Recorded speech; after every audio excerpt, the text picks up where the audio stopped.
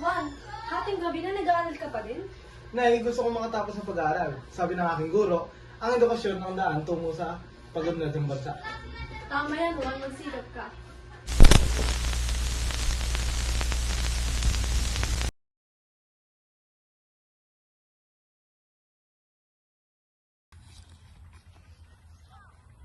Lola, ang hirap naman pala ng ginagawa niyo. Bakit hindi na lang kayo magpahinga? Apo, kung titigil ang mga magsasaka, halos walang makakain ng mga Pilipino. Tama po, dapat mas sinusuportahan ang agrikultura. Apo, oo, kasi dahil dito nagsisimula ang matibay ng pundasyon ng isang bansa. Sige Lola, tutulungan na lang kita.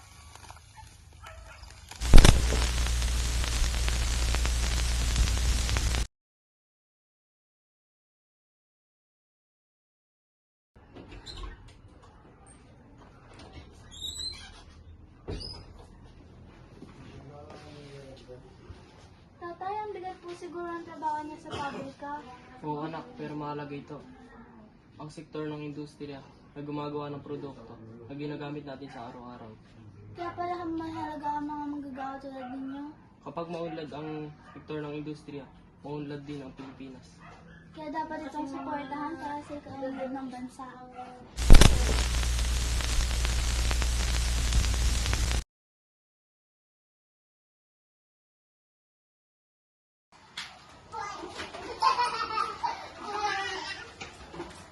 Mama, bakit mayroon tayong dilata mula sa ibang bansa? Iyo, kasi yung mga bagay tayo na ang katuloy na import mula sa ibang bansa. Tulad ng mga binata at tsokolate.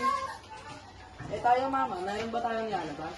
Oo naman, nagluluwas tayo ng saging, pinya at ibang produkto. Mahalaga ang panlabas sa sektor sa ating ekonomiya. Kaya pala. Okay mama.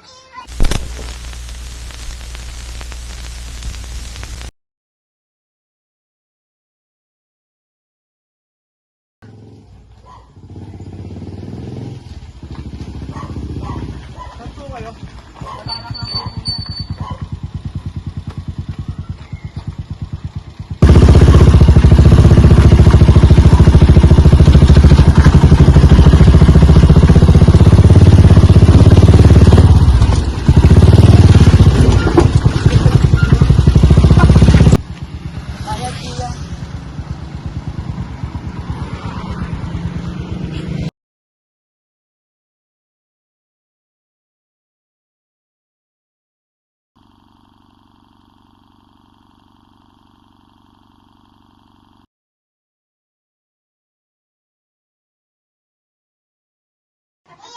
Mama, bakit may dilata dito na galing sa ibang bansa?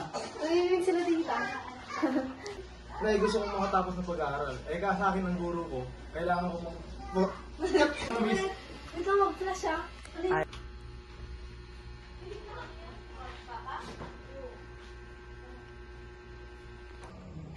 Ano salita ba ako? Juan, hating gabi na nag-aaral ka pa din? Nay, gusto kong makatapos ng sa